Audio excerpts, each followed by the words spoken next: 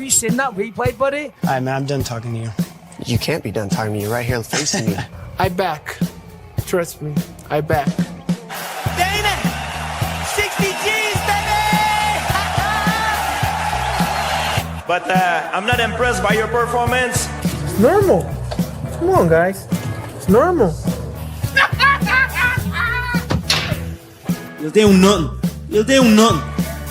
I'm the man of the hour, Joe. Too sweet to be sour. What you see is what you get, and what you don't is better yet. I'm the women's pick. I'm the men's regret. And if you win against Chael Sonnen, you made a bad bet.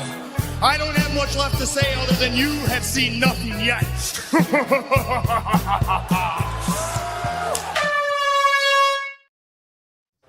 What's happening, Fight Week Show fans, Fight Week Show people? Then we are back with another episode of Don't Stop Shakedown. And tonight, I got my brothers with me. I got my Dane in the house. I got Yao in the house. Kraken in the house. We got Olin in the house. And last but not least, oh yeah, that's Basement Jacks to you, look. God damn it. Everybody's in the house tonight. Salute to you, man. Big up everybody that's locked in with us, whether you're watching live or playback. Make sure you're following everybody on the panel. Our links are right there in the description. Make sure you go and check them out and follow their pages. Hey, yo, people, how's everybody been, man? McDane, what are you saying, bro? Everything good, bro. blessed. You got Vito rolling. Vito is in the house, bro. You know what I mean, got the new PC all set up, so back with the boys finally. Feels like an age, but it's only been about 4 days. Yeah, I mean, hey, we need that PC working, man, and he's in full flow right now, man. You know what I mean? Got that in quick time, bro. Phoned my man at DPD. I was like, yo, I need a package, dude. You know what I mean? Bring me one of everything you got. While you was telling me about the DPD thing, I'm there sending you gnarly shit that's happened to DPD drivers. You know what I mean? Like, bro, I was just praying your driver got over to you safely, man. You know what I mean? I thought we were going to talk about DDP. We're talking about DPD. Oh, no, don't worry. We will get there. We will get there. But talking about DDP, I've been wearing that United shirt. It's been riling me up for a minute. Hey, Yao, what you saying, brother? How you feeling? I'm doing great. Look, this is an absolutely phenomenal MMA fight week here in SA. We've got DDP coming up next week and a half, sure. We've got PFL Africa, Joburg. We've got EFC tomorrow. Like, it's just one of those exciting periods. We had versus last week, so all happy, all good things MMA right now. Yeah, man. Jax, how's things with you, man? How's life treating you? Man, school's coming up.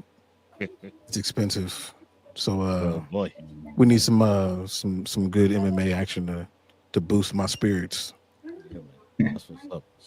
And hopefully, you know, maybe we can line up some odds this weekend as well, man, to boost them pockets. You know what I mean? Because Olin, they're out here giving some good numbers out there on the predictions. Salute to you, Olin. Because of you, I came up with a nice cash out last week, man. For my $10, I pulled out $165. And Let's even go. Though I should have hung in there, but even though my final pick won, I like when I get that itchy trigger finger, I pull the trigger on the cash out, bro. But thank you for that one. The there, cash out king, so Yeah, man. What did you end up hitting on? Cock. Yeah, the cock.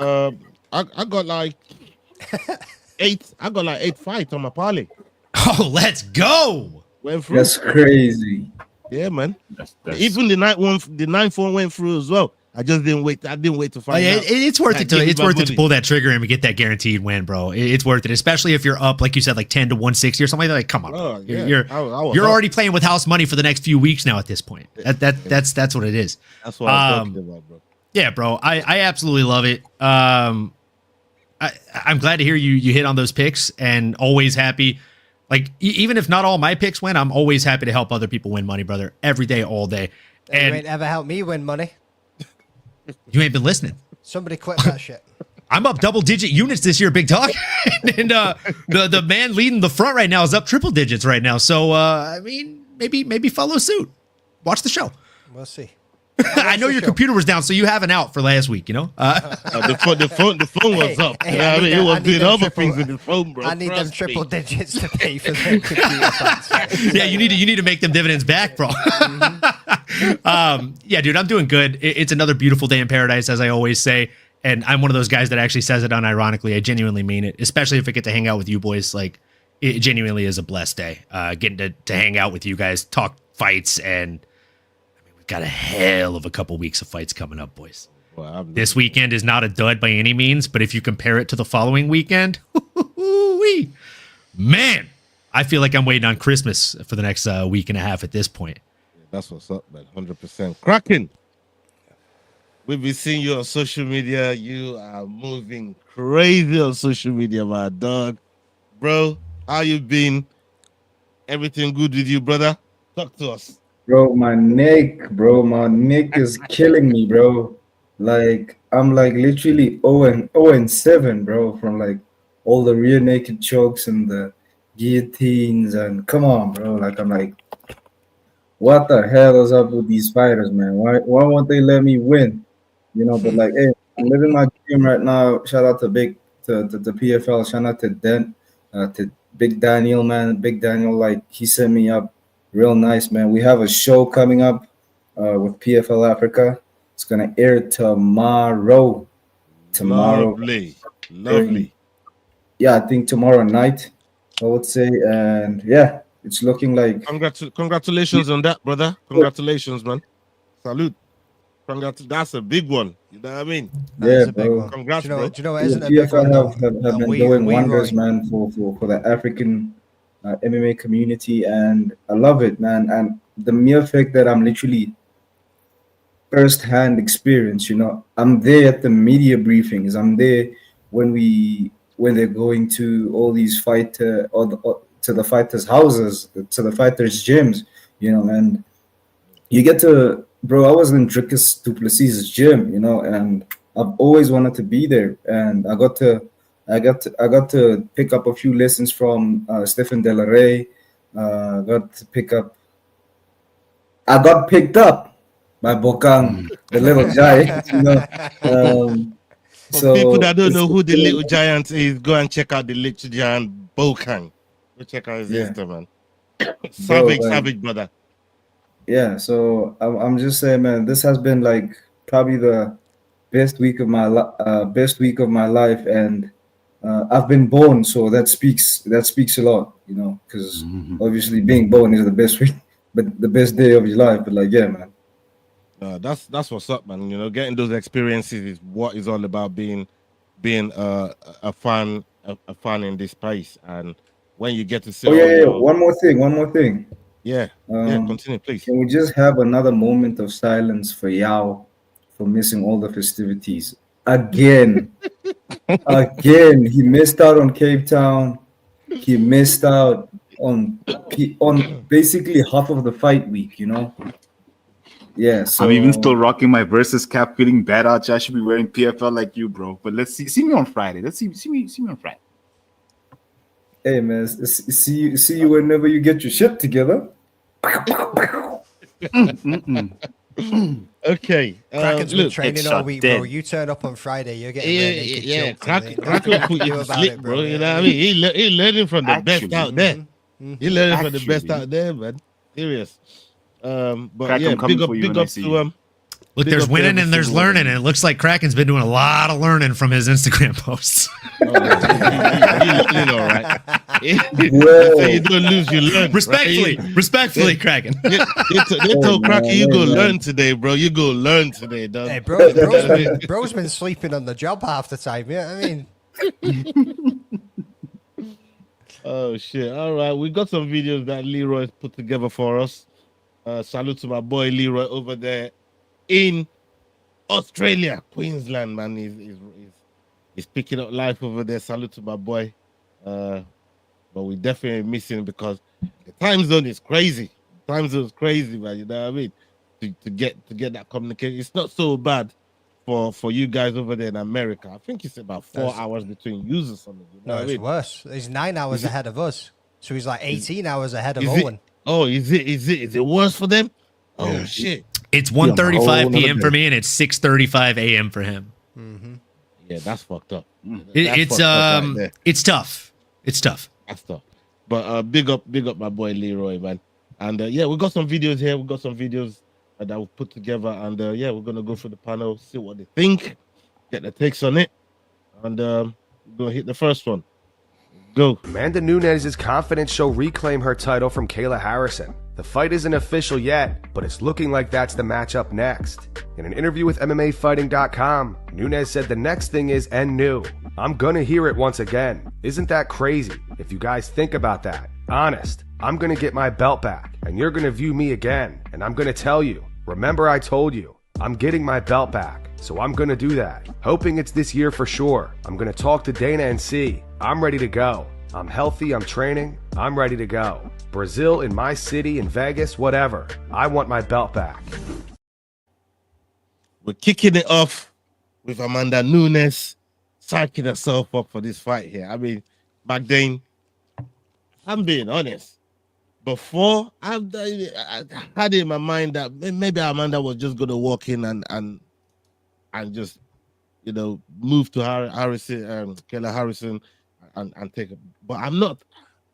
The closer it's getting, and the possibility of that happening, I'm not so sure no more, man. Back then, like, do you think it's as easy as, you know, her saying, "Yeah, I want my belt back. I'm just gonna go in there and take it"? Do you think it's as easy as that, bro? It's definitely not as easy as that, but does she have a chance? Yes, she does. Yeah, I mean, depends on, I suppose it all depends on how much she's been training, how much she wants it, and how much she wants to get in there and put it all on the line one more time. You know what I mean? But you can never count out Amanda Nunes, brother. You know what I mean? She's an absolute legend. GOAT of women's MMA. I mean, yeah, this is a true case of maybe, as it applies to me, you almost have forgot. Maybe I forgot what because she hasn't been around for a minute. You know, I've been seeing Kayla doing what she's doing, at least in that division. Maybe it's a case of amnesia for me. What do you think? Do you think she just goes in there? I'm not so sure she just takes that belt from Kayla Harrison, bro. I don't think she just takes it from Kayla Harrison because we've seen what Kayla Harrison's done. We've seen how dominant she is, but we haven't seen Dominance MMA. We haven't seen anyone who's as dominant as spat that Amanda everywhere. Nunes. You would have ruined your new PC, bro. Like, you don't want to do that. The timing on that. Honestly, I almost spat that everywhere. This fucking guy, man. Please continue. But look, Amanda's an absolute nasty, bro. But Amanda, that's what she said. Amanda is an absolute beast. We've seen what she's done. We know her legacy. But if you look at how she lost to Pena, you know, she got choked out. Will Harrison be able to do the same? She's much stronger than Pena. She absolutely destroyed Juliana Pena. So using MMA maths, it's not going to be a walkover. But Amanda Nunes has had time to rest. Amanda Nunes has one opponent to focus on, one thing to focus on. And we know 50% of your game is mental. The other 50% is skill. They both have the 50% skill. So the question is, who comes in there mentally prepared? I think Harrison might just be more prepared because she hasn't had this long layoff, having to get back to whatever fitness is, having to get back into media and all that stuff. So, you know, it's going to be a tough one, but I don't think it's going to be a walkover for Amanda Nunes. I think it's going to be one of those where it's going to come down to fight week, who had the best prep, who shows up best at the press conference, because we don't know who's going to say to upset someone. So for me, it comes down to fight week on who's going to win that fight and whether it'll be a walkover or not. But it's not going to be that easy for Nunes in this instance, although I'm rooting for Nunes because I love Amanda Nunes. The question is, Yao, are you fapping to that one or nah? Oh, hell yeah. I mean, come on. Hey, shout out Gravy. You see my links, bro. Come on. Hey, Jax, I mean, what you got on this whole situation here with Nunes and Harrison, especially not because Kayla Harrison's first showing, I went to impress like that. You know what I mean? It looked like she struggled a little bit. It's almost reminiscent of Shafkat's fight.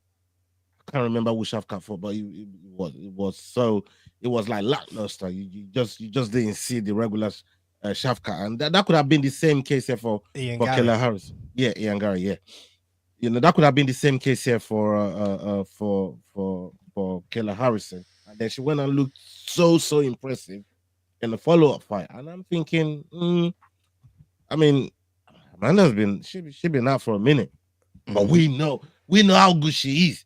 Maybe I'm forgetting how good she is. but we know she got that power and that, man. I don't know. I mean, what's your take on it? How do you see that fight panning out, brother? Man, there's so many variables to this fight. You got Nunes is being away. Harrison, I mean, what's her striking really like? If she doesn't get Amanda down, what do we see there? If Amanda does get down, what's her cardio like? That's the only reason that she lost to Juliana the first time. And then Harrison looked amazing against Juliana, but Juliana is garbage. So, there's so many variables. And the biggest variable of them all, and I made a video about this, is what happens after this.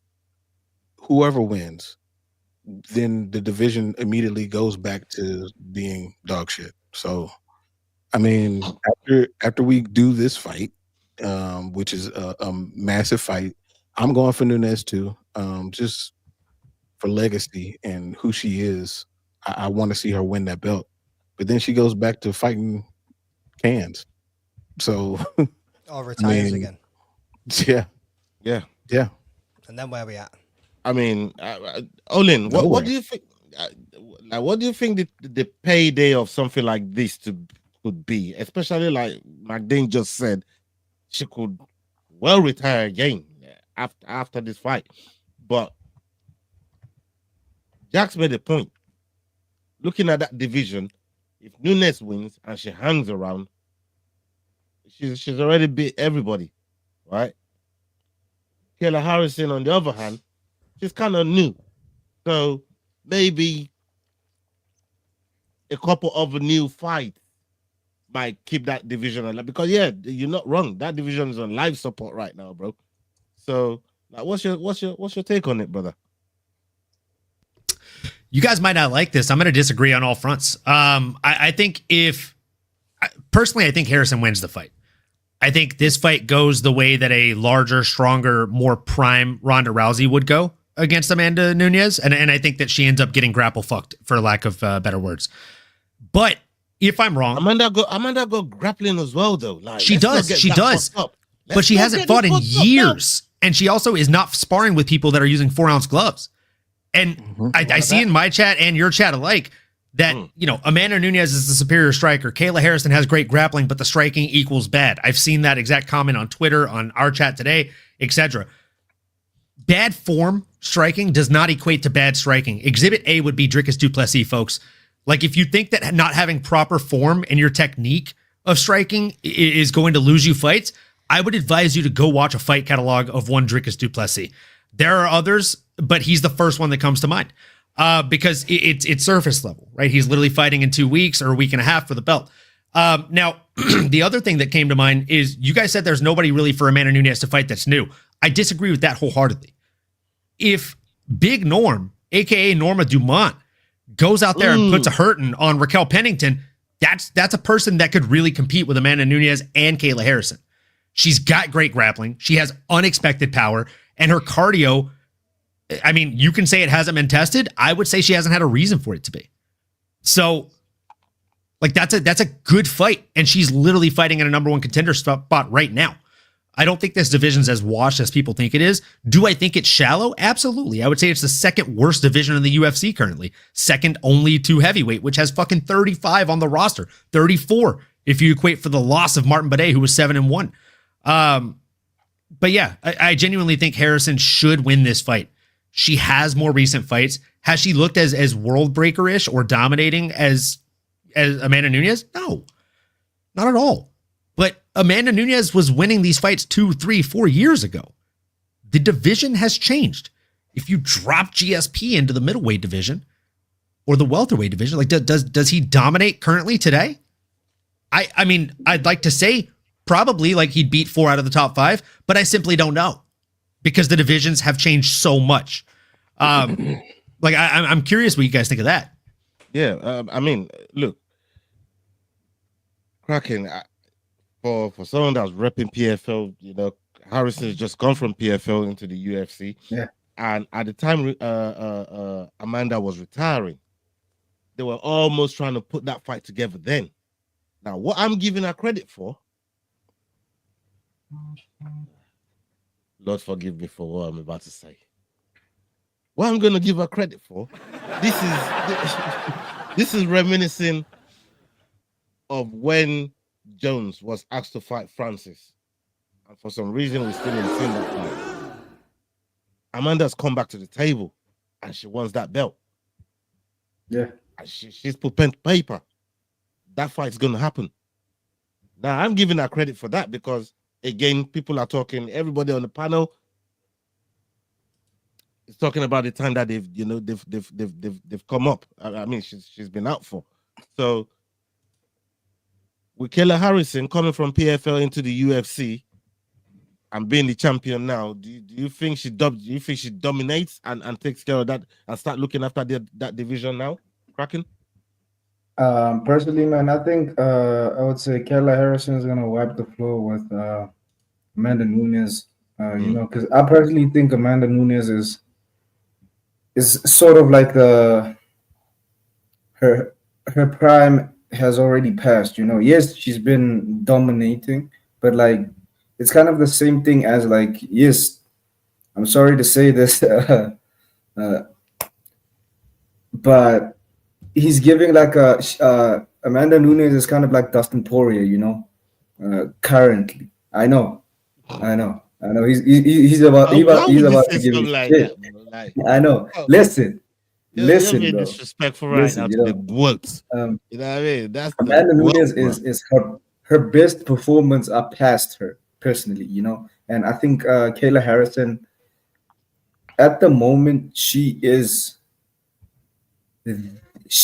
where Amanda Nunes used to be, right? When she fought Ronda Rousey, you know, that's where she is currently, Kayla Harrison, and it's kind of that thing that obviously Ronda Rousey went away to do all those movies, then she came back, right?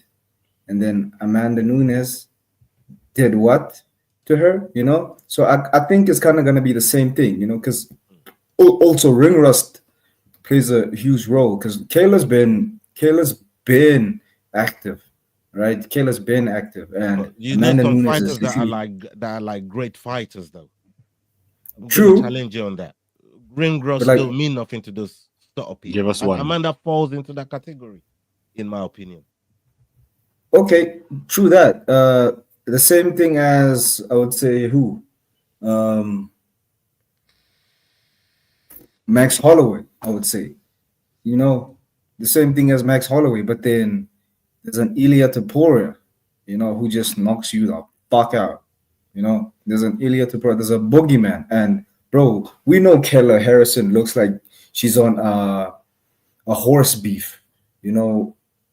She looks like she's on horse beef, and she's like she's currently as jacked as Alistair Overeem, because like Alistair Overeem stopped being on the juice, you know. So Kayla Harrison is jacked, bro. And Amanda Nunes, her one thing that she had going for her is that she looked like a really huge lesbian.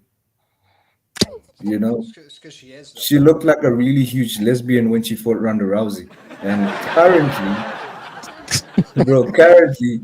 we have a Vanderlei Silva in a dress and heels again. And she knocked the last one out though. Like, come on, man. Let me cook, okay? Let me cook. Leroy is gonna kill me, bro. Yeah, let this man cook. He's been put to sleep 3 times in the last 24 hours. Bro, like, but yeah, man, you know, it's that exact same thing, you know. It's like Bro's lucky Kayla Harrison doesn't still fight for the PFL. Am I mad? You would see her and she would see you. I would say I think this is our time as PFL to show the UFC that we have people that are on the same Listen caliber. to this, brother. I love it. It's like we, hey, man. me and the boys. Yeah, we as the PFL, man. Like, you know, there's levels to this game, gents. There's levels to this game. I came into the show a broke boy who had nothing but a dream. Look at now me I'm a now, broke boy. boys. Look at me now. Just a broke boy with a You done dream made and a some name headgear. for yourself. Hey, Kraken done made a name for himself. Congratulations. Ja I made Ja it. ruled the PFL. Hey, we fuck with it, man. We fuck with it. Salute. Okay, let's go on to the next topic. And hey, that thing you always say, Olin. Did you look at my fucking script? Did you see my homework? Like you dip into that a little bit, and now we're going to talk about it, bro. Let's see the video. Reiner de Ritter explains why it would be more difficult to prepare for Dricus du Plessis than Khamzat Chimaev. Dricus is set to defend the middleweight title against Khamzat at UFC 319. In an interview with MMA Junkie, RDR said he would be an easier guy to prepare for. Not that he's an easier fight, but he's more of a typical style. I can bring a couple of Dagestanis and a couple of Chechens who wrestle pretty similar to Khamzat. He boxes pretty cleanly. It's not that special in a sense that it's not as weird as Dricus is. It would be harder to prepare for du Plessis, but if Chimaev wins, he might be the bigger name. If there's one guy who's hard to study, it's him. He doesn't do the same thing twice. He's so awkward, so unpredictable. I need more time studying him. He does a lot of awkward stuff, and I sparred him a couple of years ago at Killcliff, and what really stands out is the way he kicks. Olin, a lot of some of the points that you made earlier on, it's right there. But I'm going to come to Yao first. Yao, in that video there, you heard RDR talking about, obviously, it just came off beating Bobby Knuckles by split decision. But he's saying, out of Hamza and DDP, DDP is the hardest to study for, to prepare for, and this is something that you've kind of been challenged. I wish Cross was here, but maybe Jax that works with Cross on crosswalk can defend Cross on some of the points when it comes to Hamza, because I'm going to come to you next when Yao's been on this one. But Yao, what are you saying to the whole point of DDP very, very, very difficult to study for? So it's literally he's echoing what I've been saying. And the issue with Khamzat is predictability. Why? Because he's so good at what he does that if you're DDP, and very specifically DDP, because how DDP preps is not just to be the best within himself, but to beat the best and to prep for the best. So because I've seen Khamzat's training, it's pretty run of the mill. So it's going to be fairly easy. And we heard, forget RDR, we had Khabib saying to Khamzat that Khamzat should actually come out and box DDP for the first few rounds, because when he goes to championship rounds, if he starts with the wrestling, it might not go his way.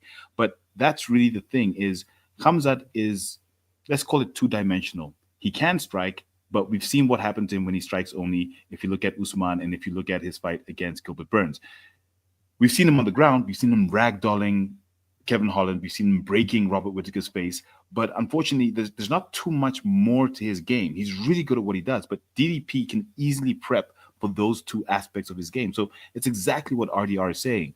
It's not that diverse, so it's easy to prep for. That's the thing. Not easy to beat, but easy to prep for. Whereas when you're going up against Dricus, you look at his fight against Derek Brunson. What was that? You look at his fight against Robert Whittaker. Oh, okay. Look at his fight against Izzy. None of those are the same. How do you then prep for that as his opponent? So I agree 100% with RDR. That's the thing, is it's not easy to prep for DDP because you don't know what he's going to do. Whereas Khamzat, look, great at what he does, fantastic fighter, but 2 or 3 dimensional, whereas Dricus is an entire matrix that you have to look at and try and figure out, is he going to fall on top of me by mistake? Is he going to trip me whilst he's falling down? Or is he actually going to take me down? Is he going to hit me? Or is he going to swing in the air like a crazy person? Like, you don't know what DDP is going to do. And that really is the secret behind why I think he's going to absolutely, not destroy, but beat Khamzat convincingly, is for that reason. So I agree 100% with RDR. And that for me is the main thing when I consider this fight. Jax, maybe you can make a case for Hamzat here, because Yao was very, very compelling in what he just said there. I mean, with Hamza, do you think it's a case of, yeah, you might be good at one thing, but there are some people that are so good at that one thing, there ain't nothing you can do about it, and they just get it done. We're seeing football, in other sports, they're just so good at it. You prepare all you want, and they're still gonna do what they're gonna do. There's a lot of that. Yeah. There's a lot of that when it comes to Chimaev. Like when it comes to I dumped it. Sorry, Lane. I'm so pissed off. Hey, I can't believe you're dirty for that, Lane. Dirty. You know, dirty. Dude, that's what she do. That's what she do. You're dirty, but man. When it comes to what RDR said, as far as like the complexity of DDP's game, he's kind of got ADD MMA type of situation going on where you don't know what he's gonna do, and that definitely adds to his game. I would agree with that. That he's difficult to prepare for because there's no pattern to what he's doing. But on the flip side, we've seen people who are dominant in certain aspects, and we've seen what Khabib did, and that's really the blueprint. You know what he's gonna do. You know what he's gonna come and hit you with. Can you stop it? And a lot of times there's no type of preparation. I mean, even this person on my shirt, he knew what Khabib was going to do, and he just couldn't stop it. And that's where Chimaev's the preparation for Chimaev comes in. If you can't stop it, that's another level of being difficult to prepare for. So if I were Cross, that's what I would say. I think Cross will be proud of you, bro. I feel like Cross is like recharging for 2 weeks. Cross will be proud of you, bro. Bear smoke. I reckon that's what's going on here. That's why we ain't seeing him. That's why he's not in the chat. He's waiting until it's fight week. You know what I mean? Yeah, he's I mean, look, heavy. If he watches on playback and he sees that, I'm sure he'll be proud of what Jack said there. But I'm sure Olin's got something different to say about all of this, man. Hit us with this, Olin. Yeah, man. I mean, when it comes like the original clip you played, like RDR is 100% correct. Training for somebody like DDP is very, very different and unconventional, right? Training for somebody like a Khamzat Chimaev, exactly as Jax alluded to, you know exactly what he's going to do. You know the game plan. So you want to bring in high-level grapplers, right? Like, I'll be honest, the guys that I see Khamzat training with are not the types of guys that I would necessarily bring into my camp to train with. And I know we have a clip to go over later on about that, but we'll get into that as that comes. When it comes to DDP more specifically, though, like he is an absolute bully. Like, dude, kick him in the head. Literally just put it in the chat. DDP is like a school playground bully. It's a fact. Like the way that he comes in there, he just seems like he's there to take your lunch money, not to beat you in a fight, to embarrass you. Like real talk. I know it's a joke, but it's real shit, bro. Like he's literally beating you up like he's there to take your lunch money and kind of punk you, for lack of better words. Like he's done it to all the guys that he's fought. He's lost 13 minutes of a 15-minute fight and somehow come out on top, right? We've seen it happen. The guy is unconventional. The guy is the type of dude, like if you watch football, whether it's NFL or soccer, right? If Arsenal's down by 3 goals and there's 2 minutes left in the game, you're turning off the television or you're crying for the last 2 minutes. I know this to be true because I've watched Nottingham Forest games. If you're watching a Saints game and they're down by 2 touchdowns and there is a minute left, you are turning off the television. There's nothing an onside kick or the best play in the fucking world can do. You're going to watch your boys fucking lose. The reason we love this sport, the reason we tune into this more than anything else is because you could be down 14 minutes and 55 seconds out of a 15-minute fight and win that shit. All it takes is one fucking shot. We saw it with Leon Edwards in a 25-minute fight. Dude was down 24 minutes. Boom, headshot, dead. And then he becomes a fucking celebrity. I got to stop you now. No, you can't stop him. That's the most relevant example. That's a fact, big dog. No. You don't like. Look, as Khabib says this, I know you don't like this, but he smashed your boy. This is number one bullshit. First, you put your mouth on Arsenal, and then you start talking about fucking Usman. Like, what's wrong with you, bro? I'm not taking shots at you, bro. I'm just using relevant fucking things that I know will land. These are hot. Hey, I called out NFFC too, bro. Them shots are fucking. Yeah, no, Bro, they do. Nottingham lost both their friendlies too so far, bro. It's not a one-way traffic situation, big dog. I promise you, like, misery loves company, and we're both there. Kraken, talk about kicking the man while he's down. Go on. Yeah. Hey, man, yeah, like we said, man, because like I've been seeing like Chimaev bringing in like Olympic level grapplers, you know, like really Olympic level grapplers trying to like I would think there's nothing really he can add on to his current dominant style of fighting, you know, like by bringing in elite level grapplers. So it's like the one thing he should be doing is trying to, I would say, prepare for a slug fight with Dricus, you know, prepare for a slug fight with Dricus, because, bro, Dricus is just so unconventional. It's like, who do you get to train for somebody like that? You know, who do you get to train for somebody like that? Because, like, if you see the difference between the two fighters that are from the camp, the CIT camp, right, which is Cameron Simon and Dricus du Plessis, right? The more technical fighter loses, which is Cameron Simon, right? He's like, when you see him throwing kicks, when you see him throwing punches, he's just so meticulous that you expect somebody like him to win, but he does not, right? But then we have that drunken fool fighting style of Dricus where he trips and he falls and he gets a takedown, and you're like, wait, what? You know, personally, I think Chimaev is scared, to be honest, because it's like, okay, as time goes, it's like, am I prepared enough? You know, are you prepared enough? Because you wonder what the hell is this? I need to. Yeah. No, hold on. Yeah, I would say that the wolf is scared, man. Like, you can quote me on that. You can quote me on that. The wolf is scared, you know, because, like, bro, like, how do you prepare for Dricus? You know, that's the one thing, because everybody has been like underestimating him. That's why they call Dricus the champion that should never have been. You know. Yeah, he's still smoking. Since you've been in the CIT, yeah, echo there. I don't know where that echo's coming from. Hold on. It was me. Since you've been in CIT, and you know what's kind of going on over. How is Dricus preparing for Hamzat though? Because everybody's been talking about how you gotta prepare for Dricus. What about Dricus preparing for Hamzat? What is he doing to prepare for what Hamza is going to bring to the table?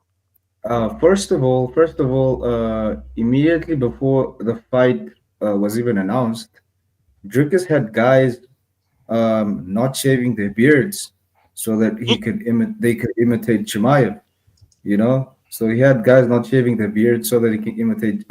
They could imitate Chimaev. So Dricus has been waiting for this. He knew this, you know, because like I remember. Like, I've been saying this ever since, I don't know, like 2 years ago, you know. If you go take a look at Jaco right now, he's going to look like Chimaev. Jaco du Plessis? I would say he kind of does. I would say, because like, because like I saw Jaco yesterday. I saw Jaco yesterday. He didn't shave his beard, you know, and you can see that like these guys have been. It's all about the mind, man. If it's all in the mind, yeah. But like I've been saying, bro, like what I love about the CIT camp, and with the thing that makes me that much confident is that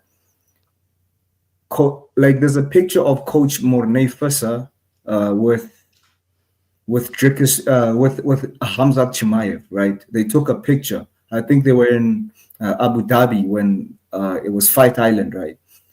And there's the quote was, I remember the quote really well. The quote was, I told him we are going to mur him, right? Which basically translates into, I told him we're gonna beat him up, right?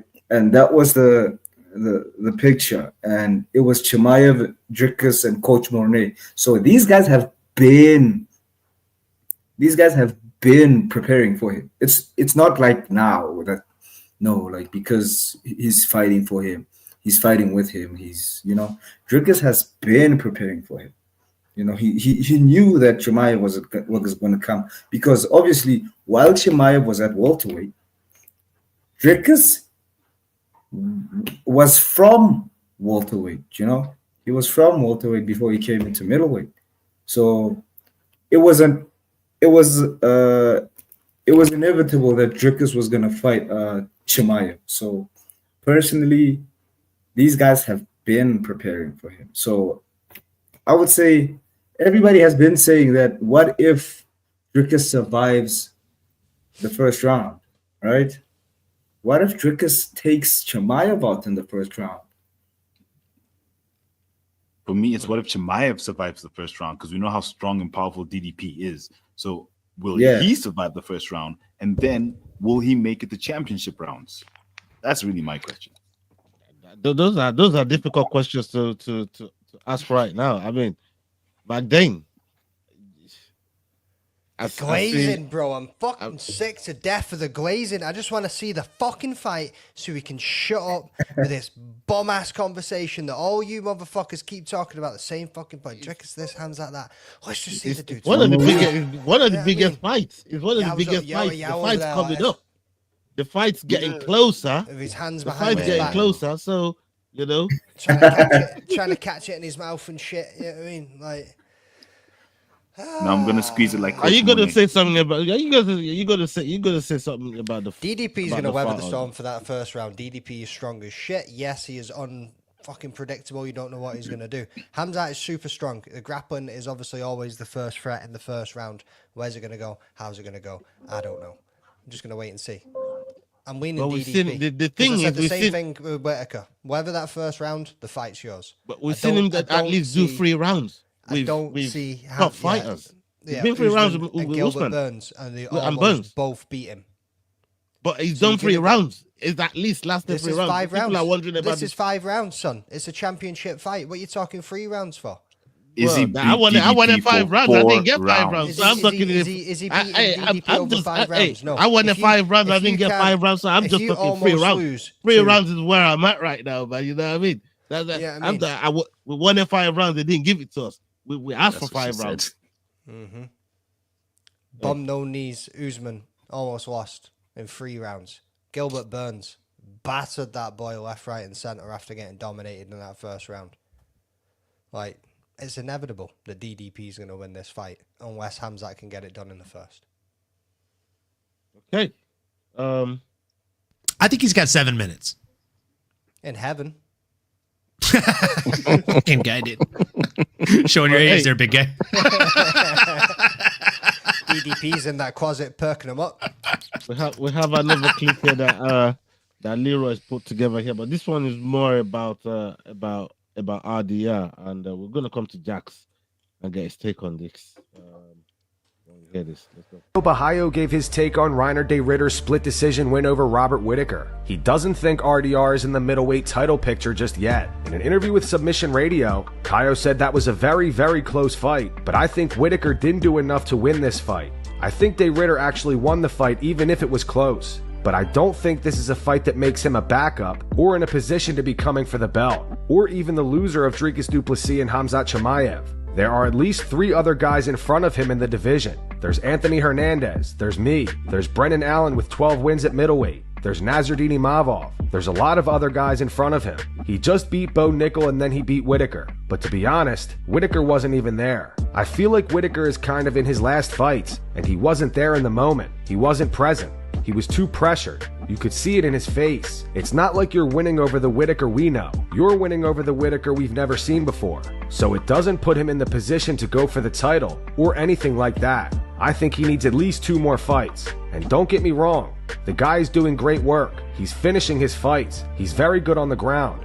But I don't think he passed through some prime guys in the UFC in the top 10. Hey, Jax. Yeah. Do you, I mean, number one, looking at that fight with RDR and Whittaker, obviously went to split decision, and to get split decision sometimes is a really tough fight that gets you a decision like that, or you ain't that much better than the other guy. Anyways, it's why you had the split decision. So do you agree with Borao there that RDR shouldn't even be anywhere near title conversations right now? I think that he's just as valid as Cabarajo. And here the reason being is, well, who has Barajo beat? He beat Jared Cannonier, which you could argue the same things that he's saying about Robert Whittaker. And Robert Whittaker beat Jared Cannonier. So if anything, it might be the inverse. I think they're at about the same point. Now, mind you, Jared Cannonier, not Jared Cannonier, but Cabarajo's been in the UFC longer. So I think he's 7-0, where De Ridder is 4-0. But if you aggregate everything out and look who they beat, it's about the same. I think that it really comes down to timing and who was available. And that's why De Ridder got the nod over that. Now, Barajo can, make that different by beating Imavov. But for him to say that De Ridder doesn't belong, he would have to be saying that he doesn't belong either. I mean, he's definitely not counting himself out of that list, because he's putting himself in the list of people that's above RDR.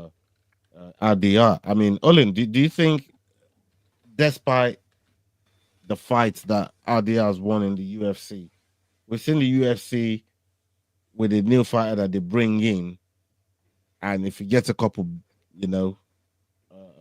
wins under his belt, they tend to push him if they really like him. Do you get that feeling with RDR with the UFC, or is it just another fighter that they just tentatively trying to see what it brings to the table? Or do you think they really like him like that to really give him that push? I do think they like him like that to give him that push, and it's honestly, it's just cause, right? Like, they're at the end of the day, like, they're a marketing machine, the UFC, and they're trying to do what's best for the dollar's sake. And what's best for the dollar's sake is for them to give the shot to RDR, because he was a former one championship champion. He defended that belt multiple times, and then he made his way to the UFC. And I'll admit, Jax took a lot of my talking points, took a lot of the meat off the bone. One guy's got 4 fights, the other guy's got 7 and 1 grappling fight since being in the UFC. And I mean, they're both pretty much undefeated inside the UFC. So you got to give them at least a similar level of respect in that vein. But at the same time, like, who have they beat, right? Again, Mikhail Oleksiejczuk, Paul Craig, Abus Magomedov, and Jared Cannonier is your last 4 versus Robert Whittaker, Bo Nickel, Kevin Holland, and Gerald Meerschaert. Like, if you beat Gerald Meerschaert, it's a guaranteed top 10 or top 15 fight. If you beat Kevin Holland, it's a guaranteed top 5 fight. If you beat the shiny new toy like Bo Nickel, it's a guaranteed title contender fight, which is what we got between Robert Whittaker and Ranier De Ridder. I do think they're trying to push him, man. And I think it makes a lot of sense too. But who do I think gets the win? I don't think we know until we actually see how the Caio Borralho fight plays out. Because if Caio goes out there and wins a dominant decision or a boring decision, anything in between, he does not get pushed over RDR. It's simple facts. But if he goes out there and he gets a first or second round finish, if he does something flashy, if he makes like a very, very lasting impression in this fight, he gets pushed over RDR. And I also think there's something to stake in the fact of how much damage they take, right? RDR did not take a ton of damage in that fight against Robert Whittaker. So if Caio comes out here and gets a second round finish, but he gets abused in the first 6-7 minutes of that fight, they're going to take whoever the fresher fighter is. And that will probably be RDR. So it's just a lot of unknown variables. And Caio really has to go out there and dominate this fight in the first 5 to 6 minutes. Before I move on to cracking people, salute to every single one of you that's watching us live, whether you're watching on playback as well. Make sure you're following the guys on the panel, the Rambling Dad, Kick Them in the Head. We got Making the Walk, we got MMA Normally, and we got Elite Spot Slap. Aga the Kraken. Make sure you're going to follow his page. And there's some of the other guys as well. S Dogs MMA. He's not here right now, but go check out his page as well. Crossover MMA. Salute to him over there making a move. Salute to you, brother. So make sure you're following all the guys that runs with us around here, man. Salute. Kick him there. Kraken. Let me come to you. Do you think RDI is ready? Because he's talking about Dricus. That if he's talking about it, that means he's been working on Dricus and learn about it. Do you think, from what Olin is saying there, that UFC really likes him like that, and maybe they're pushing him? PFL's calling right now. Hey, yo. The money call. Is that the money call? Just give me a sec. We need you. All right. Back then, we'll let you run with. Did he just break character right now? He took the headgear off. Oh my gosh! I feel like we're seeing a superhero unmasked. Yeah. Took off the cowl. When the money call comes in, man, you gotta break character, bro. You know what I mean? Serious. It's all business now, though. Yeah, I've never heard Kraken talk business before. I bet he's straight as shit right now. You know what I mean? Do you think UFC, like Olin was saying, that they could be maybe be pushing him and being in his ear to go towards Dricus, because, like I said, he's already been talking about Dricus. But I don't think how awkward it is to train against. I don't think they're in his ear to push towards Dricus. I think he's more than aware of where he's at in his career right now, and that he's only just got into the UFC, and that's where they'll be pushing for it to happen. He's not. I'm not going to say he. Yes, the kids are sleeping now. Thanks for asking. Look at him trying to not move his lips whilst he's talking. I feel like they're pushing it because they're like, right, this is a don't discredit his dreams of being a ventriloquist, McDade. That's rude. He's got some work to do. So I feel like they're pushing it a little bit. Not to tell him to go out and be in people's faces about it. That's literally just him wanting to go for it himself, which all fighters should be. If you're going to be a fighter, you're going to get a couple of wins under your belt. You want to go for you want to go for the belt. You know what I mean? So, but I think from the UFC's point of view, that's the boy that they brought in from another promotion. They've got to make it work, because there's been a few of them that have come in that haven't done too well. You know what I mean? And he is currently winning fights. So why not push him and get it there before his career's over? Before he ends up like the Robert Whittaker he's talking about. Yao's back. You back, Yao? I hope so. Yeah. You got something on this RDR situation? Do you think it could be it could be getting the machine pushing him towards the title contention, and perhaps if DDP gets through this fight with Hamza, we could be talking about RDR next. Look, I'm hoping we see Do versus De, because that'll be the first Dutch fight that you'll ever see. Yes, I know Dricus is South African, but he's still a Flying Dutchman. Like, I want to see that fight. MMA Twitter is calling it the goofiest MMA fight that'll ever happen.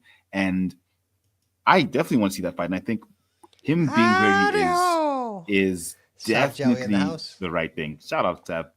Because he's a former champion. So it gives credence to DDP's record. But also, as a former champion, we saw how Kayla Harrison got, I wouldn't call it fast-tracked, but she got there very quickly. And he is winning his fights. He is beating former champions in Robert Whittaker. So, yeah, he should be in that conversation. Caio Borralho has not beaten the type of names that he's beaten, nor is he a former champion from a championship like one. So I think, yeah, push RDR. He is there. He is an older fighter, so he doesn't have that much time. And like Juice Man said, he better lose himself in it before this time is up. It's time to get it. And I am 100% with him there. Do versus D, it's coming, and that's going to be a fun fight. Yeah, man. That could be something that's potential. But I agree with Jax. DDP knocks out RDR. I personally think, like Caio Borralho was saying, even though Jax did say they're about the same, and sometimes, your competitor could still be telling the truth, even though the truth might apply to him too. But he's still telling the truth. I think RDR needs a few more fights, couple more fights, or something like that to even be in a conversation of talking to Dricus. In my opinion, especially if Dricus is still the champion. So I think he's got work to do. But it's on a good path. His work is impressive. He was a double champion at one, though. Jax is a menace for that comment. I'm sorry. I think Jax's comments are the most underrated thing on the show. 2 versus D. Sounds like 2 special needs kids fighting. It kind of is. Hey, true, man. Yeah, but it's true. It's true. Jax ain't wrong about that. Man. But look, we got a couple more videos here that I want to get your takes on, and this one is one of the ones I was talking to you guys about in the chat. And I said to Olin that you and McDane are going to be proud of this one. And I hope when you've heard the video to the end, you find it in your soul to take on a new train of thought. I would like about to what say we're about to hear. one thing though. From here on out, you call me and Owen the double stuff brothers. John Jones shuts down the idea of a potential fight against Fedor Emelianenko. Listen, you know that card in White House. Yeah? Are you a participant? Are you doing something? I'd like to be. I'm working towards it. Listen to this. If that's not happening, I've got an alternative for you. Red Square. Would you like it to happen in the Red Square? I'm contractually obligated to the UFC for Paris. Okay. Now, listen. If we agree with Dana White, listen, we will bring you to the Red Square as an alternative to the White House card, obviously. Dana, I'll speak to you, my friend. And we get someone like Fedor Emelianenko, 2 boxers. 2 all. No one wants to see Fedor and I fight. I don't want to fight Fedor. I absolutely love Fedor. And he's been one of my big idols for a very long time. Are you the kind of guy, if you love the guy, you don't want to fight? Yeah, it was the same way with Anderson Silva, These guys inspired me in my youth. That'll never change. This man is a very, very nice guy. True legend, true fighter, and very good human being. Brother, thank you. And that's... I've never you hear that, so many Olin? lies. True fighter, true human being, true legend, incredible man. Yeah, Olin, McDane, that one there, that last part there was for you lot to listen to. Why are you bringing up maybe shit, bro? No. This ain't me. Shout out to Full Mount MMA. They got this. I'm deflecting, brother. I just cut the clip for this purpose alone. Shout out to Full. He's all, don't shoot the messenger. It wasn't even me. Moving like Ali Abdullah. He's all, I didn't make the clip. I just chose and curated it. They fuck with us, my friend of the show. Man. Shout out to Full Mount MMA. Salute to them. But listen to that clip there. Forget that last part there. That was just tongue in cheek with what that guy there was saying about Jones. I'm like, boy, there's so many people that disagrees with you about what he just said about. Fair play to you. But shutting down the fight against a Fedor, would you say Jones is real by saying, he's going to be out of respect more than out of fear? No, more of out of entertainment purposes. Like, who wants to watch John Jones versus Fedor at the White House? Yeah, I agree with that. Like, it's probably going to be the biggest card that ever gets made, and is like as Dana White said, it's going to be bigger than Sphere. And Fyodor Emelianenko is 48 years of age. 48. John Jones is in his 30s. That's fuck off. That's how you say his name. He's one of my favorite fighters of all time. Sorry, bro. I felt bad that the dude's asking a professional fighter like John Jones that question, and he's asking a question about a fighter in which the name he doesn't even know how to pronounce. Like, it's Fyodor Emelianenko, the last fucking emperor, one of the greatest heavyweights to ever grace any form of mixed martial arts fighting, folks. Fyodor. Was that a Game of Thrones? Fucking Like reach. Field the door. Field the door. Field the door. I love you and hate you at the same time, McDaniel. And never has that held more true than right now in this moment. No, I think he is being respectful, and it's one of the very few times that he is being respectful. He gave grace to the last emperor. Like, he knows what he is. He knows who he is. And he also knows that if they were both 35 years of age, Felder would probably dog walk him. Like, with all due respect, like, I don't like John Jones as a person, but as a mixed martial artist, I respect the absolute fuck out of the guy. I think he's incredible. He's a menace. He's terrifying. If there was somebody I would not want to fight inside of the octagon or inside of a sparring match even, I would probably tell you top 5 is, like, John Jones is always going to be in that list of I don't want to do it. Right? Because I feel like even in sparring, your pinky finger. he just seems like a dick. Right? Like, you look at the way he shoulder torques people and stuff, like, it's just like, oh man, he probably trains that in sparring. Like, there's no way that comes out that clean in a match without doing it to someone that you respect and train with. So yeah, I do think it was respectful for him to say that, but I agree with McDaniel. Like, nobody wants to see a 48-year-old fighting at the White House. We want to see young bucks out there who are in their fight prime, able to go 25 minutes across every fight, even if it's a 15-minute fight. And that's my 2 cents. I just want to say, still not a John Jones fan at all. I love this camera angle of Yao. I thought that might change your mind, but keyboard, like, it's like he's like the Bruce Almighty of the fucking panel. For real. Brother, exactly I don't even what watch I'm NBA, and I'll tell you, I like your hat and respect your hat more than I respect John Jones. Okay, Ola? Fair play. Chicago Bulls. I mean, Jax, you got Boston accent, McDaniel? You got something on this? Chicago. Chicago. Nah, man. I mean, John played it right, which he doesn't normally do when it comes to speaking, but he played it right. I mean, he gave respect where respect was due. Nobody wants to see that. And John, if they do that ridiculous card at the White House, he's not going to be on it. So, you know, I guess he said the right things. I really hope that we don't see John back in the octagon, to be honest.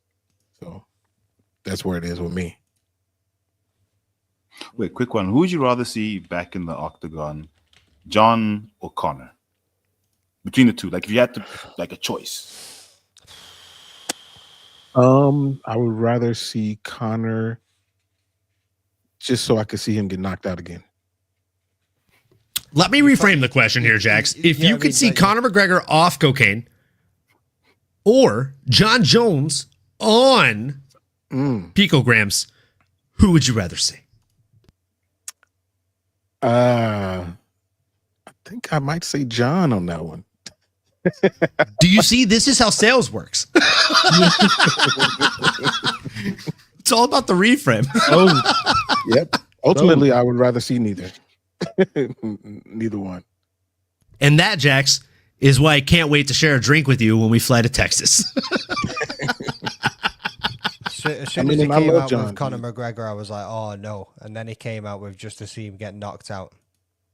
Yeah. Yeah. But I mean, that's been the case with me the whole time.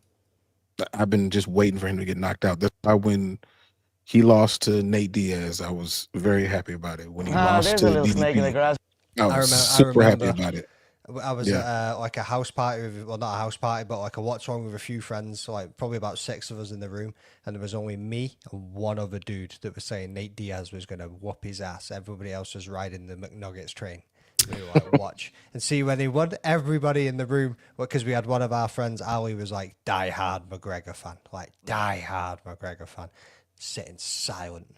Me and John are like, yeah, bouncing him out the living room. Yeah. Bro, I was pulling for Nate Diaz in both of those fights simply because I was a Dustin Poirier fan. And my best friend, Drew, who would come over every weekend for fights, was a diehard McGregor fan, like you're saying. And I couldn't, bro. Like, he rubbed it in my face for 6.5, maybe 7 years, that Dustin Poirier win. And so the Nate Diaz thing, it gave me a leg to stand on. I was like, bro, your boy got fucked by Stockton, bro. Come on. Slap too. Let's get it, bro. Jose Aldo knockout. Sorry, boys. I Sorry, fucking, boys. When PFL calls, you answer. That's Kraken. I say it every day of my fucking life. Anytime somebody says they're sorry, don't be sorry. Be happy, my guy. Yeah, man. That's it. Yeah, thank you, man. I appreciate it. Tell us what it was about. We're curious. Yeah, that whole. It was about the video. Like, should I send it to Yao or Ola so that can we can put we it up? play it on Put it up. on the stream right now? Send it, I was going gonna say, can we play it on the stream? Yeah. Send it me. I'll put it up. Hell yeah, let's do that. So Send it to the Rambling Dead. I fucking fell asleep, woke up in the morning, avoided everything all day. Like, avoided everything all fucking day. And then I get home after work, like I never looked at socials, and I walked into work saying, don't say shit to absolutely everybody.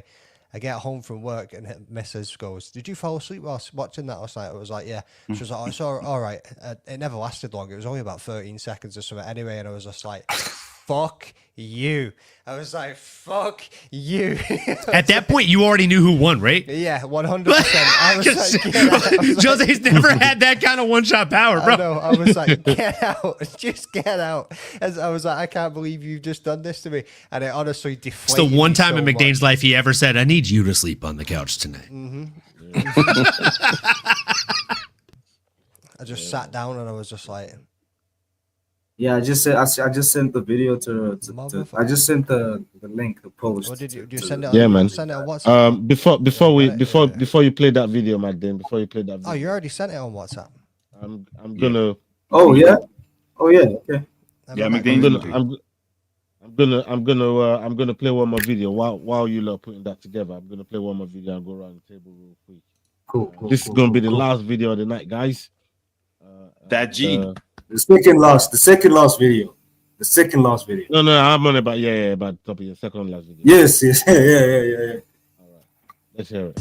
John Anik wasn't too happy with Sean O'Malley calling for a short notice fight against Corey Sandhagen. Corey is set to challenge Merab for the bantamweight title at UFC 320. Anik said it left a bad taste in his mouth and explains why he thinks it makes absolutely no sense. The official Anik and Florian podcast posted the clip to X. It says John Anik is not happy with Sean O'Malley for asking to fight Corey Sandhagen on short notice. I love Sean O'Malley, right? But when I read that he called the UFC and asked for Corey Sandhagen on short notice in New Orleans when they needed a co-main event, it left a bad taste in me, right? Because in a championship world, right, how does a fight between the former champion O'Malley, who just came off the loss to Merab, and the number one contender Sandhagen make any sense right now? You know, I understand sometimes stars are thrusted into big spots, Ray, because the UFC needs fight. But yeah. if O'Malley and Sandhagen are ever going to fight, let's not do it hastily on 3 weeks' notice, right? Because Sean's trying to sort of, you know, get a bad taste out of his mouth. Like, thankfully, like, you know, there was no sort of motion to do that. I mean, Sandhagen would only laugh if that call came in. But, you know, like, I don't know. I just wanted to bring that to your attention because that just left a bad taste in my mouth. I was like, what are we doing? What are we doing with that? You know? Yeah, well, you get to see a guy's true colors when things aren't going as planned, and I think that's part of what you're seeing. You know what, like Kenny, like that Aljamain Sterling Sean O'Malley fight and the timeline that happened is always going to leave a weird sort of taste in mouths of a lot of people. And this is just like, what? Like, you can try to fight Corey on like he's fighting for the title? Like, what are we doing? And that's going to wrap. Yeah, Magdane, we might as well stick with you. Like, talking about a little snake in the grass. What's somebody trying to do there, bro? What's somebody trying snake in the grass? Talk to me, Magdane. I mean, just trying to keep himself relevant, I suppose, trying to keep his name up there going against somebody that's at the top, trying to keep his name up there against somebody who's probably about to lose a title fight, and if he can then get a fight with Corey, win it, he could potentially get the next shot again. You know what I mean? He's just trying to keep himself up there, bro, as far as I can tell from that. I don't think it's any deeper than that. Yeah, I mean, but I can understand where Anik's coming from as well. Like, no, you should be definitely like you had two cracks, bro. You lost it. You got the rematch. Then I mean, you changed everything in your entire camp. You stopped. What was it? He said? Yeah. He stopped jaying the peen. That was the one. Stop jaying the peen. Stop smoking the green. Stopped making content. All of it didn't do shit for him. And here we are. You know what I mean? He needs to go away, fight a striker. He needs to stay away from some grapplers for a quick minute. Go and get his confidence back a little bit, and then try and work his way back towards it and go for a title fight when Merab isn't the champion. I mean, yo, you leaning more towards what McDane just said, or you got alternative? You know, Nah, I'm with McDane on this one. He's still J in the peen, bro. Don't worry about that. You just can't see. Look, I think O'Malley needs a few more fights, just to prove that he is still the Sean O'Malley that came up whipping people, single punch knockouts, walk-off knockouts. He hasn't had one of those in a while. He's just been grappling and scrapping. He needs to just prove that he is still that guy. So I agree with McDane. It's just not the time for him right now. Maybe if Sandhagen wins, maybe, but even then, I think we said it last week, it's just not the time to really have that fight. It could work, but nah, not for me. I'm with Anik on this one. Jax, I mean, where ethics coming, I think that's more towards what John Anik was talking about there. And obviously, Ray Longo, it took a different dimension and said, boy, people's true colors do come out. What's your take on it? I mean, I think Andrew in the chat said closed mouths don't get fed, but I mean, he's just calling for a fight, especially it's a fight that people wanted to see. A lot of people said that they want to see that fight. Now, whether he deserved it or not, that's a whole other thing. But why not shoot high and then let them talk you down to another one? If they needed a fight and you could call for the fight, then call for the best fight that you can get. You can't fight Merab, so fight the best person you can get. I get it, but I don't like John Anik keeping, talking about, taste in people's mouths. That doesn't feel right. But I will say that, he said that quite a bit, didn't he? He did. He kept on saying it. But I mean, I don't fault Sean for trying to get what he can get, but it's not deserved. That's for sure. I think everybody agree with that. What about you, Olin? Well, I mean, honestly, I watched this episode. I'm a big fan of the Anik and Florian podcast. If you watch my show, you can see by the ticker and everything about the layout of my show is heavily inspired by theirs. So yeah, I definitely watched that. And Anik, I mean, he went off on a tangent about him, right? But it is warranted to an extent. Like, if you're calling out a guy on 3 weeks notice, and we all know that Corey Sandhagen versus Sean O'Malley would be an absolute banger of a fight. But on 3 weeks notice, like, we don't want to see that, right? Like, we want to see a full camp fight between a guy that has fought Merab Dvalishvili twice, has recent wins over Aljamain Sterling, Piotr Jan, Marlon Chito Vera. Like, dude's an absolute beast. And then coming in against a guy with wins over Davison Figueiredo, Javi Fanch, and Marlon Chito Vera as well, and Song Yadong. I mean, all of us want to see this fight, but we also want to see this fight with a full fight camp. We don't want to see it on a quick bounce back for a Corey Sandhagen and Sean O'Malley who's training to come back with some kind of fierceness, right? I feel like it was a weak call out, and but I agree with McDane, right? Like, I think he opened with saying, like, it's not that deep, right? And I agree with that. I don't think it goes that deep. I think it stems from Sean O'Malley is the king of the current era. And I don't mean that in facts of, like, he's a great fighter, he's a winner, he does this, he does that. I mean that in fact that, like, he's young. He understands how to resonate with the demographic. He's trying to stay relevant in a crowd in which he's just lost 2 times in a row in front of. So yeah, the way you do that is by calling out a guy whose nickname is the fucking Sandman, comes out and fights very similar to you, that you think you have a striker's advantage over. But with all due respect, before I pass it over to the man to my left, I'm going to call a spade here and say, with a full fight camp, I think the Sandman sings that guy a lullaby and puts him to sleep. Raggy? Roro Raggy? Ray!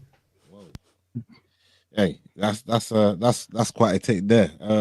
What about you, Kraken? I mean, man, like, I think I told y'all that, like, I don't know which show I said it on. Maybe here, maybe on Head Kick. And I think I told you guys that like Shane O'Malley is a champion that never was. You know, he's a champion that never was. He's just a guy who was boosted by PR. You know, he was just boosted by PR and gone to that level of. Yes, he won a title. Yes, he beat Aljamain Sterling, but like he never had what it takes to even keep the title, because like it was more show than multiple times. No. Yeah, but like, that's the thing, you know. It was like just a bunch of fluke. It wasn't that impressive of a performance. You know, walk off KOs of Luke that we saw multiple times. Sugar Shane. He fought what? Chito Vera? Chito Vera? Come on, bro. What the like, fight? You know this. The fight that Sugar Sean says he didn't lose. Sugar Shane. No. That's the the thing, one bro. fight you're gonna pull out of the sky. No. I'm just saying, bro. Like Chito Vera, I think that was a fluke more than the other one. What, the second Chito Vera Yeah, fight? you know? No. The one with the bad foot where he hit the fucking nerve. That's more of a fluke. Or did Chito just kick like, the fuck out of it to that point that bitch That's gave more him? of a fluke. That ain't no fluke, bro. But that's precision. Yeah. You know what I mean? You know what that kick? Yeah, can so do. if that's precision, then the walk of KOs must be precision too. Both can be flukes. Of course, a walk off KO is precision. That's, I mean, you were well, precisely aiming that's for a what certain Kraken point say. on the Kraken fucking say they're chin. flukes. And Like, consistently, he's done it more than once. So Yeah, so you can't call and it he a fluke defended if his you've done it title more than once. multiple You know what times. I mean? So like, listen, though, it was a can crusher. That's how I Shane know I'm not a O'Malley's virgin. title. Shane O'Malley's title. Yes, listen. I'm not saying Peter Yan was a can. Okay, I'm not saying Peter Yan was a can. But all I'm saying is, Shane O'Malley was set up. Okay, he was set up. Then that's why everybody was just so shocked when he accepted the Cheeto. He lost the Peter Yan. Yeah, the Peter Yan fight. Yeah, I saw it. You know, I saw it, and everybody said like it should have been. Yeah, Should so have been you're saying Peter. Sean O'Malley is like Man City. That's what you're saying. Yeah, man. Like, 'cause, like that's the thing. Like he's Yeah, that nails it, to be honest. he's just he's just, you know, I would say Shane O'Malley has his world carved up for him, you know. It's like a kid with allergies, you know. He's like a kid with allergies. Like, your parents can only protect you that far, buddy. You know, until you get stuck in a room. You got to build that immunity at some point, big dog. Yeah, you know, it's that. Like, at some point, you have to go to a restaurant that has nuts in it, and you're gonna have to choke on it, and you're gonna, you know. So that's the thing. That was the craziest analogy I've ever heard in my life. Man, I'm a philosopher. Someday you've got to go to a restaurant. I'm a new age and philosopher. Yeah, man. Yo, so you saying wait? So you saying that Sean O'Malley was basically a paper champion, right? So Yeah. was Conor a paper champion? I would say yes. No, because look at what he did to Aljo. You know, because he fought good fighters, though. You know, look at what he did to Chad Mendes. That was a fluke. What? Like he was losing that fight against Chad Mendes up until the moment he wasn't. No, the Aldo one. Plus, Chad Mendes fought on short notice. Thank you so much, Jax. That was literally took the words right off my tongue, bro. Today, Junior. Brother, I can't wait to visit Scotland. We are gonna fight. It's plagiarism. It's plagiarism. It's plagiarism. Shut up. Fucking plagiarism.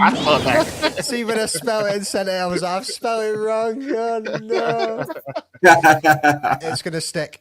It's gonna stick. I appreciate you. Yeah. You came for Olin. No, you don't. You're a plagiarist. Kraken, Yeah, man, I'm waiting on the day that the UFC come to South Africa, brother, and just see you get 2 hoodies, 2 t-shirts, and turn coat on every single fucking comment you've ever made. Bro, trust me, bro. Like, I am definitely gonna be there when UFC comes to. But like, to be honest, man, they don't even have to come. you know, we're fine with the UFC right now because, you know,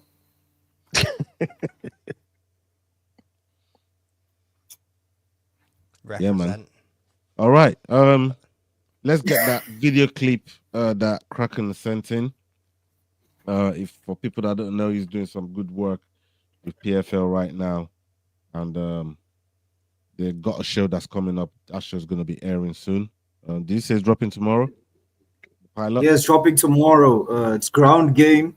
The producer just called me now and just asked me about it. You know, it was like, well, the show primarily focuses on, I would say, the ground game, because that's where the ground game of like a fighter's like career, you know, like the family, you know, the thing that roots them to the ground, that makes them become this fighter, you know. So on this episode, we've got Albert Stein, Pikachu, who's like a really good wrestler. His story goes like this, man. He took 6 years off before he turned pro.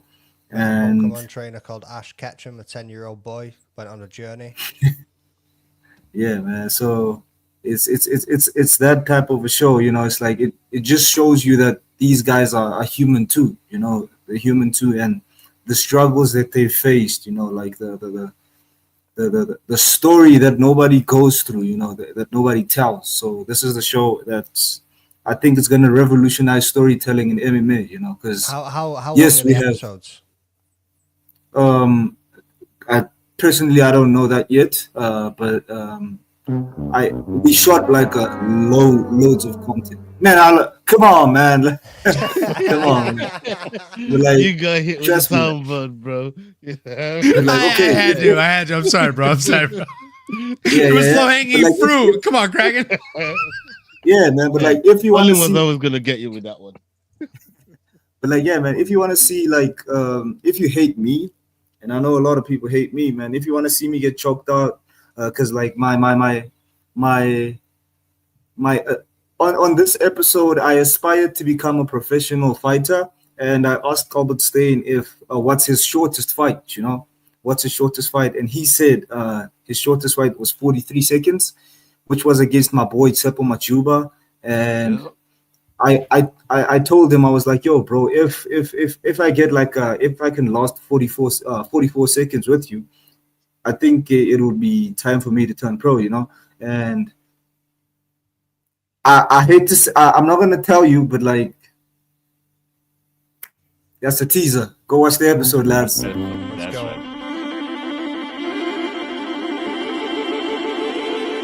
I think when someone pushes you to jump, you'll be scared to do it again. But if you step on your own, it's different. Now I know. I'm doing it because I want to do it.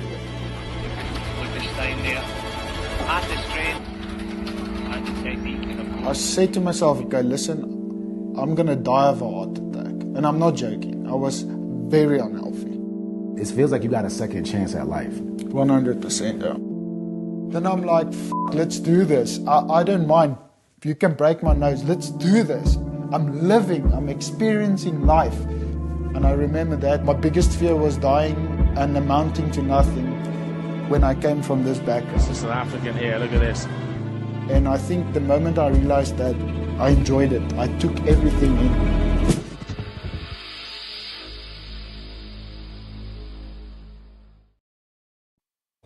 Woo! Set the tone. Come on, dude. That's it. I told you, man. We got that rich white people money, bro. Not that Alabama money. We got that rich white people money. We see, bro. Why are you taking shots at Cross, bro? Why are you taking shots at Cross? It was that $50 from Cross, man. Hey, they got that bet. They got that bet on. You know what I mean? It might be costing Alabama money, but if that Alabama money comes flying to Kraken, Kraken you better ain't believe you're gonna gonna say no to spend that it. Alabama You better money. believe you're gonna spend it. Yeah. You know what I mean? So yeah, man. But yeah, man. Shout out to you, Kraken. We see the work that you're doing with PFL. Incredible work. And people, make sure you go and check out that episode there. If you watch it, it's going to be live on YouTube. Make sure you go find it. You get the link in the description, and we're going to make sure that people share it and you get as many eyeballs on it as possible, brother. Kraken, as soon as the show actually wraps up, you should go on the comment section and comment the link to that video on each of the channel's comments. That way people have an easy access to get to that video. Right? We want to make sure we hype that up as much as humanly possible. We're just trying to help you out, bro. Get it on your story. I see, man. I appreciate it. Bro, I wouldn't be working with the PFL if it wasn't for you guys. Yeah, you know, like y'all was kind of help, but like you guys, man, fuck y'all. Yeah, fuck y'all. Yeah, I mean, hey, none of that. We rise together or we fall together. Okay, rising tide lifts all ships, big guy. Come on, hey man, appreciate it. That's the phrase right there. Double stuff's enough. Yeah, man. On that bombshell, people. We're gonna be out of here. Hasta la vista. Salute. We're out. Peace. Why are you gay? Hey guys, this is John Anik from the UFC. You're watching the Fight Week Show. Please subscribe. Not now, but right now. Subscribe to the Fight Week Show. We'll see you guys on the road soon.